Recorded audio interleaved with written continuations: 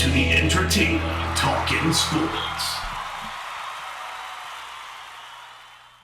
What is going on, football fans? Back at it with another New York Giants video. Hope everybody's staying safe out there. And in this video, I'm going to talk about the whole Deandre Baker situation. The alleged story that he's being accused of doing and everything else. Now, the one thing I will say, because I'll probably get criticized if I don't say it from the jump, you are innocent until proven guilty in this country. And that is a fact. But the fact remains that it is at least reasonable to think that Deandre Baker may have committed these crimes. We'll have to wait and see how all the details play out. If you ask me, I think the New York Giants more than likely will move on from Deandre Baker. And there's a good chance he will spend time in jail.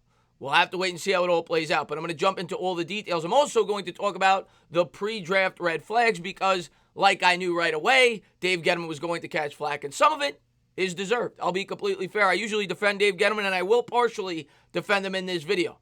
I think some of the things that are being said are completely irrational.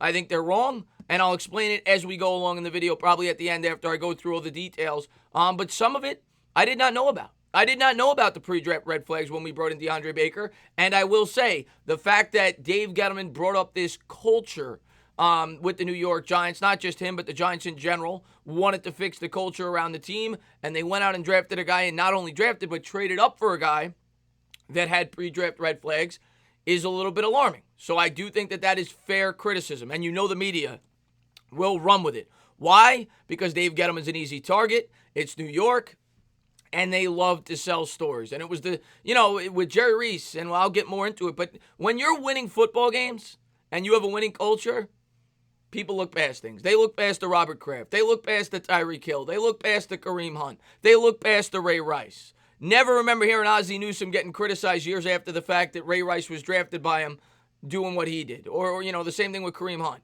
and the Kansas City Chiefs. Why? Because they're winning football games. When you're losing, people start a mob mentality, and that's the way it's been with the New York Giants for the last couple of years, and some of that may be Dave Gettleman's fault, and some of it is not. But let's jump into some of the story. Let's talk about some of the things that have come out regarding Deandre Baker and the incident. This is from Zach Rosenblatt, said, as of this morning, Deandre Baker has yet to turn himself into the Miramar Police Department. Of course, there's a warrant out for his arrest on, I think, 8 different counts of, we'll get into all of it, but a lot of things he's being accused of. Pat Leonard of the Daily News. One witness said Deandre Baker and Quentin Dunbar, the other player, being accused in this, had lost about $70,000 at a Miami party 2 nights prior. Now, let's keep in mind that Deandre Baker signed a deal in which he was guaranteed $9 million. I'm assuming probably half of that is what he owed. So he owed $35,000, we'll say. He signed a deal where he was guaranteed $9 million over the course of the contract, $10.5 million overall. So, to risk your life in prison for $35,000 when you clearly should have it in the bank unless you've spent all your money is foolish. It's foolish no matter what, but especially in this incident, it sounds foolish. And I get why some people are saying the story doesn't add up, but at the end of the day, there's a lot of stories that don't add up. O.J. Simpson's story didn't add up. Aaron Hernandez's story didn't add up. A lot of times, criminals don't add up. So that to me, there's still a very high probability that he at least was involved in some of the things that are being said, but we'll have to wait and see, how all the details play out.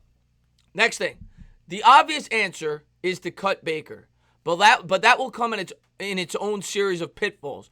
Baker would account for nearly $7.6 million in dead cap hit in 2020, and I'm going to do a separate video talking about the potential players we could bring in free agency to fill the void, which is something the Giants could fight to have eliminated due to violations of multiple league-wide policies. But that would be a long-winded process. So don't expect them to cut Baker right away unless they have a plan in place to, retrieve that money back, because a $7.6 million dead cap hit when we're already strapped for cash would not be very beneficial for the New York Giants. So they're probably going to wait and see how this legal process takes place before they make their decision, or at least talk to the commissioner maybe and figure something out. Because I don't see the Giants taking a $7.6 million dead cap hit they don't deserve because some guy in their football team decided to hold people at gunpoint, or at least that's what the story's indicating.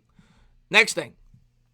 According to the arrest warrant, multiple witnesses said at one point during the incident, Baker ordered another suspect wearing a red mask to shoot an individual who was just entering the party. The warrant includes conflicting accounts from witnesses as to whether Dunbar was armed, with some saying they didn't see a gun in his possession. The other thing I'll go on to say, this sentence carries a minimum of 10 years in jail if Deandre Baker is convicted, and had that man shot the person that Deandre Baker, if this story is accurate, had that man shot the person that Deandre Baker ordered to do the shooting, Deandre Baker would be spending life in jail more than likely, or at least he'd be facing it. Next thing we're going to pull up. The alleged incident took place late Wednesday night at a party that began Wednesday evening, according to the arrest warrant. Baker and Dunbar are accused of stealing money and watches with force while armed with semi-automatic firearms. It states that Baker intentionally threatened victims with a firearm. So, I mean, clearly what it sounds like is they lost a lot of money gambling. They didn't have the money to pay it off, and they went, to a place where they thought they could, retrieve the money that they needed to pay the person back, which is just crazy to me. Next up, this is how the media is starting to paint this whole situation, and this is to be expected, and we're going to get into it. Some of it is fair, some of it is not. Steve Serby came out with an article at 11:20 p.m. last night, right away, couldn't wait. The headline said, Deandre Baker charges a mess for Giants and Dave Gettleman. And the reason that it's a mess for Dave Gettleman, of course, like I said at the beginning of this video, his MO has been to clean up the locker room culture. He traded away Odell Beckham. He got rid of Janoris Jenkins. And at least that was the, maybe that wasn't the reason why he did it, but that was how it was perceived by the media and by the New York Giants fans. To me, Odell Beckham was a cancer, at least to Eli Manning, and that's the way the New York Giants viewed him, and that's why they traded him. That's why they brought in guys that were perceived to be good locker room guys like Ogletree, guys like Golden Tate, guys like that. Now, the reason this looks bad, had he just stayed at 37 and drafted Baker, it wouldn't look as bad. The fact that he traded up to make sure he acquired that player, I think that's why it looks even worse. These are some of the pre-draft red flags. This according to Tony Pauline, who works for the Draft Network. Sources were telling me he was not taking combine training seriously, Pauline told the Post. He was kind of an entitled type of kid. He expected things to come very easy to him. He didn't look good in drills, and then if you go back and you look at the 2019 combine, he was a huge disappointment. This year, when I was at the Senior Bowl practices, the last day of practice, I was talking to some of the Giants people. They didn't tell me he was a bad guy or anything. They said he's dumb as dirt. He struggled taking instructions and coaching. He basically likes to do it his own way. The other thing that I'll talk about that I didn't pull up the quotes. Actually, I may have. We'll wait a second. I think I did, actually. This, if you go on the NFL Draft Network's website, and this didn't just come out. This was before he was drafted. I pull up all my information from this site when I do my prospect profile videos. They show you his best trait, worst trait, red flags. A lot of times there are no red flags, or it's like injury history. This is what it said for Deandre Baker. Have been told by a few sources close to the program that Baker's practice habits, work ethic, and coachability are often not ideal. Could take a relatable coach to know how to get the most out of him. Another source said he didn't take combine training seriously. So those are definitely red flags, and if you want to accuse Dave Gettleman for that, you know what? He deserves it, at this point in time, because that proved to be true with the New York Giants. The guy fell asleep in meetings, didn't seem to have his head on straight, said he didn't know the playbook, halfway through the season. So those things, in my opinion, are things you could definitely go after Dave Gettleman for. And then finally, one second, guys. I don't know why this quote is like that, but the drunkenness at a party allegedly told police that Baker and Dunbar lost $70,000 in gambling earlier in the night. Dunbar allegedly assisted in taking watches and other valuables at the direction of Baker. So that was the last thing. I screwed up a little bit there with the quote, but you get the picture. Baker and Dunbar owed a lot of money, according to the story, and I'll say it again, innocent until proven guilty. But it sounds as if, let's put it this way, it does not sound good, and he still has not turned himself into the police. But they got accused of owing $70,000 in gambling debts, and it sounds as if they held people at gunpoint in order to get the money back. It's up to you whether or not you want to believe the story or not. I think he's probably guilty. That's my honest opinion, but I won't say 100%. The New York Giants, I think, are going to move on regardless. I think they're going to wipe their hands clean because, quite honestly, they're not going to want to deal with this. As far as Dave Gettleman goes, well, yes, the pre-draft red flags to me are a concern, and it does not make him look good. So in that essence, you could bash him. In terms of this, what DeAndre Baker actually did, to blame Dave Gettleman for that, to me, is ridiculous. When Ray Rice went and did what he did, you didn't hear people bashing Ozzie Newsome, even though he had drafted him. Like I said earlier, with the Kansas City Chiefs, the New York Giants, I saw somebody on Twitter write, if this was Jerry Reese, he would be, people would be jumping on him right away. That couldn't be further from the truth because it happened to Jerry Reese. Jerry Reese signed Plaxico Burress.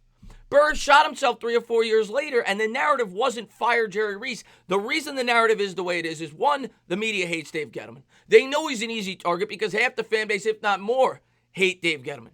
That's just facts. That's the main reason why they're going to go after him the way he is, because it's the same reason Stephen A. Smith went after the Giants yesterday. They know he's an easy target. They know he's a lame duck. And Dave Gettleman's going to have to take it. But it does not look good that he traded up to get this guy. I will not blame him for that, though. The reason that he's getting this is because the New York Giants right now are losing. And when you're losing and you're in New York, you're an easy target. And the media and the fans are going to go after you. And, my guess is Dave Gettleman will not make it past this season. I hope I'm wrong. I think Dave sometimes catches heat that he doesn't deserve. But in this case, I can't defend him in terms of the draft pick, especially after the red flags came out. And even before this incident, the red flags proved to be true in his rookie season.